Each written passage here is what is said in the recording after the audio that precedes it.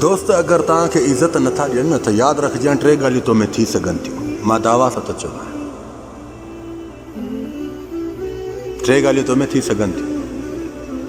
Number 1 ते छा त तूं तुंहिंजी ॻाल्हियूं संगत में शेयर कंदो हूंदो। नंबर 2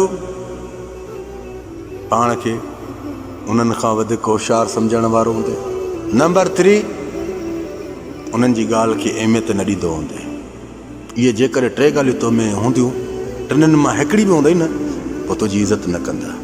यादि रखो इहे इंसान 4 ॻाल्हियूं पाण में रख। इहे इंसान तुंहिंजी उन मुश्किलात जी घड़ी खे जेके ॾिस न मुश्किलात इंसान जे मथां ईंदी आहे, परेशानियूं लाचाड़ा ईंदा आहिनि, पर जॾहिं तुंहिंजे मथां उहो मुश्किलात जो इशारो बि ईंदो न इहे सभ खां अवल बीठा हूंदे। इहे 4 कम पाण में रखजांइ।